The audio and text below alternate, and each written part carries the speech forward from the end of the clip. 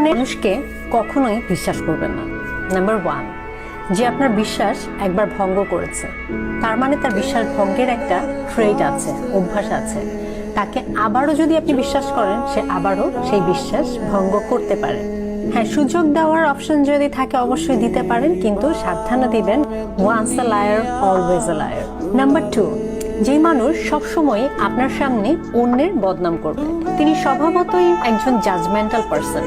হ্যাঁ, কোনো একটা ইনসিডেন্ট বা কোনো একজন দুইজনের কথাবার্তা আমরা সবাই কম বেশি আলোচনা করি নিজেদের লোকের সাথে, কিন্তু কন্টিনিউয়াস যদি আপনি দেখেন তিনি সবার কথাই আপনার কাছে খারাপ বলছে, সবারই কোনো না কোনো সমস্যা তার চোখে ধরা পড়ছে, তার মানে আপনি এই ব্যাপারে নিশ্চিত থাকেন যে আপনার বিষয়েও তিনি অনেক সুন্দর করে নিশ্চয়ই অনেক বর্ণনা অন্য কারোর কাছে দিয়ে থাকবেন, কারণ এটা তার স্বভাব। তৃতীয়ত, সেই ব্যক্তি যে দেখবেন আপনার সামনেই হুট করে কোন একজন মানুষের সাথে একটা মিথ্যা বলে ফেলছে।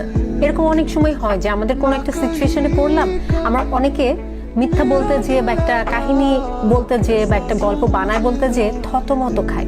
মানে সেই সকল মানুষের আসলে এই ধরনের স্টোরি মেকিং বা মিথ্যা বলার অভ্যাস নাই, এই জন্য তারা সঠিকভাবে উপস্থাপন করতে পারে না। বাট এটার অপোজিট আবার দেখবেন, কিছু মানুষ কিছু কিছু সিচুয়েশনে একদম চোখে চোখ রেখে হুট করে একটা গল্প বানায় বলে ফেলে, একটা মিথ্যা বলে ফেলে। মানে এইটা তাদের একটা এফিসিয়েন্সি বা আর্ট বলতে পারে।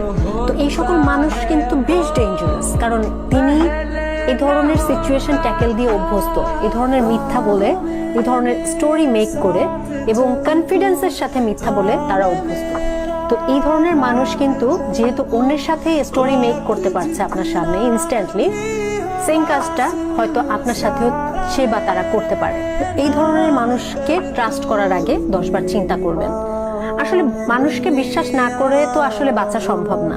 ছোটখাটো অনেক বিষয়, অনেক কাজের ক্ষেত্রে আমাদেরকে অন্যদের বিশ্বাস করতে হয়, কিন্তু বড় বড় ডিসিশনের ক্ষেত্রে কিন্তু একটা মানুষের উপর আপনি কতটা নির্ভর করতে পারেন, কতটা বিশ্বস্ততার জায়গায় তাকে বসাতে পারেন, সেই বিষয়ে আপনি কতটা নির্ভর করতে পারেন, কতটা বিশ্বস্ততার জায়গায় তাকে বসাতে পারেন, সে বিষয়ের আগে অবশ্যই কিছুটা ক্যালকুলেটিভ হতে হবে।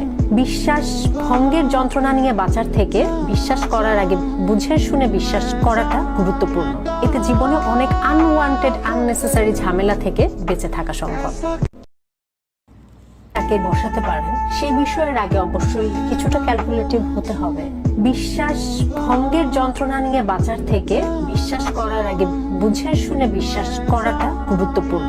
এতে জীবনে অনেক আনওয়ান্টেড আননেসেসারি ঝামেলা থেকে বেঁচে থাকা সম্ভব।